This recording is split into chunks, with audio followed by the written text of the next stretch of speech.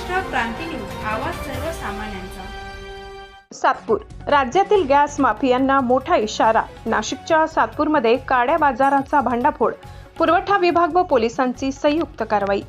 नाशिक शहरातील सातपूर MIDC परिसरात घरगुती गॅस सिलेंडरचा गैरवापर करून वाहनांमध्ये अवैधरित्या गॅस भरून काळ्या बाजारात विक्री करणाऱ्या रॅकेटचा मोठा भांडाफोड झालाय।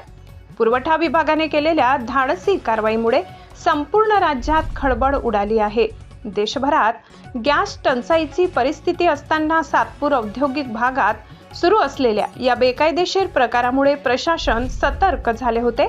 सोमवारी सायंकाळी जिल्हा पुरवठा अधिकारी रमेश गायकवाड यांच्या नेतृत्वाखाली पुरवठा विभागाचे अधिकारी, तेल कंपन्यांचे प्रतिनिधी आणि सातपूर पोलीस ठाणे यांच्या संयुक्त पथकाने औद्योगिक परिसरात छापा टाकला।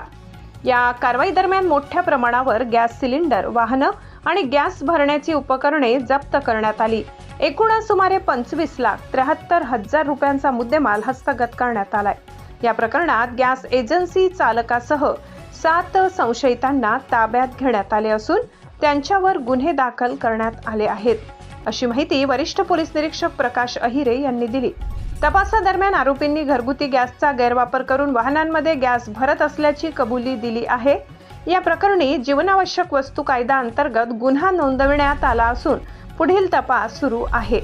दरम्यान या संपूर्ण रॅकेटमध्ये संबंधित गॅस एजन्सीच्या मालकाचाही सहभाग असल्याची शक्यता वर्तविली जात आहे। या कारवाईमुळे गॅस काळाबाजार करणाऱ्यांमध्ये भीतीचे वातावरण निर्माण झाले असून प्रशासनाकडून अशा प्रकारावर कठोरात कठोर कारवाईचा इशारा देण्यात आलाय।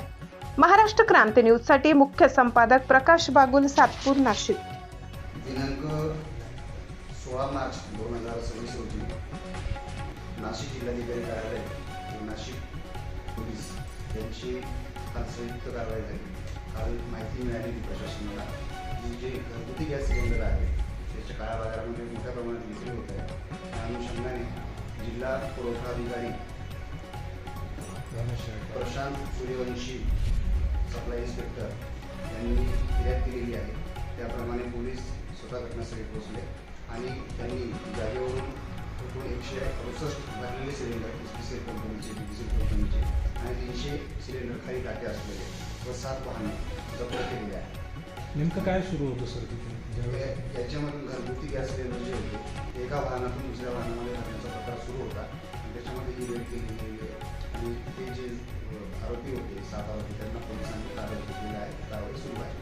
हे जो सिलेंडर जप्त केले हे नियमानुसार देण्यासाठी वापरले जात होते की बाहेर विकले जाणार होते? काय पुण्याची नोटीस काय? बातमी तर अशीच होती की तिथे रंग्यात त्यांना पकडलेलं आहे, एका वाहनातून दुसऱ्या वाहनामध्ये ट्रान्सफर करत होते। ते काळ्या बाजारात विक्री करण्यासाठीच ते नेत होते।